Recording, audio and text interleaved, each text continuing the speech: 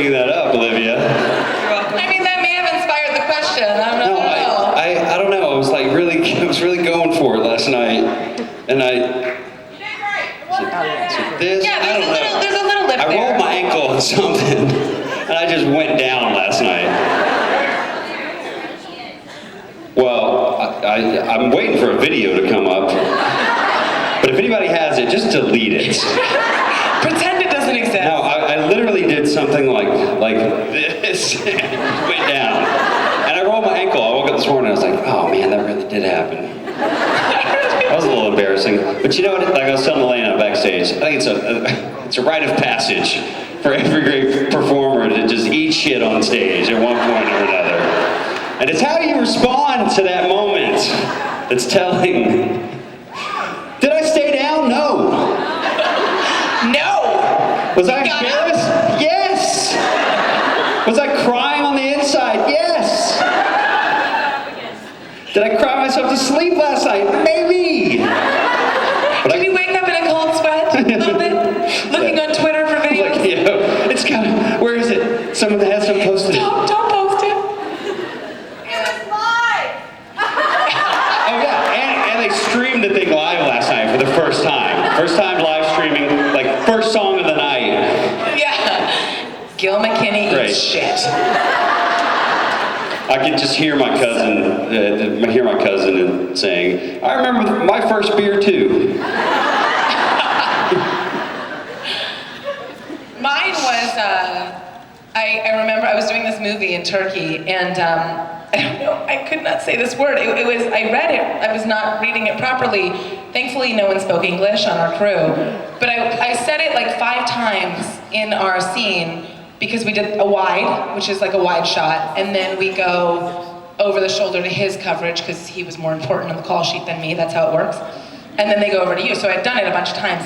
And it was supposed to say something about like, was me being here, what was it? The word was deter, but I was saying deter. And we went up to my coverage and I was like, did it deter you? And he was like, did you just say deter? I was like, huh? And I was like, what are you talking about? And he's like, it's deter. I was like, Deter. That's awesome.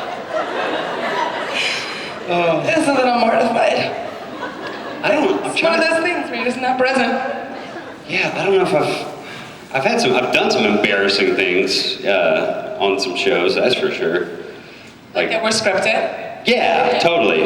I did an episode of CSI, and I'd read for CSI like 8 times, and it was for a guest star on CSI. This was years ago, and I remember telling my agent, like, if I don't get it this time, I'm not going back in on that to see them, because like I've had it up to here with CSI. I did the same thing with I've played CSI. so many like suspects and done so many interrogation scenes and all that crap, and I was like, I'm not. And you're like, I know if I don't every get this one, I'm not director doing and the every show. producer on that show. What's that? Yeah, you get to the point where like, I know every director. Oh, you know them. You don't want to hire me. Are you just playing with me? Like they just want to come in and like perform for us. Yeah, like they're like, you guys want to have a good laugh? Let's bring Gil in. That was my experience with CSI. So anyway, I go in and I read for this part on CSI, and it was like, I think that it was just, there was a couple scenes for the audition, and I get the part. I'm like, finally, all right, I'm gonna go do this episode of CSI. So then they send me the script, and they obviously did not inform me beforehand that my character was into like S&M, and yeah, and had this kind of like creepy, like pervy side to him. So I'm reading the script and I'm like, oh no, I didn't have to do anything like real bad, but I'm reading the script and I'm like, man, oh, they have me wearing some really embarrassing stuff. So then I go in for the wardrobe fitting and the wardrobe stuff. It's just like, okay, I've got a couple different pair of chaps here. How are you with dog collars? So I'm like literally trying all this stuff, like, oh my gosh, my parents cannot see this. Like, I can't even tell anybody about this. So they cut to the day of shooting, and literally all it is it's me in a scene. There's a girl on a table, and there's some stuff going on over there, and my character's just like in the corner. like all turned on and like sweaty, like watching. And at one point, the wardrobe person came in and pulled the director aside and was like, okay, I've got a couple options for masks. One has a gag ball, one doesn't. What are we thinking? And I'm standing there like, no! Please, don't make me wear that. But then I was like, but if I do wear the mask, nobody will see my face. So anyway, I didn't have to wear the mask, but it was Did you take the wardrobe home? Of course. Obviously. I was like, I'm keeping this. Gag ball and all. So that was a really uncomfortable day on set, you know? Like they give you a robe just to like hide your shame. And they bring you onto the set and they're like, all right, take the robe off. And, That's kind of like just being a woman as an actor.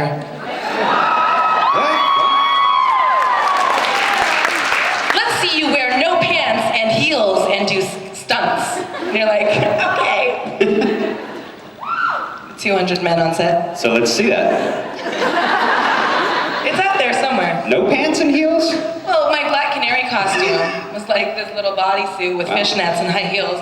I literally would have to call cut, like in between takes. Are there pictures of that? Yeah.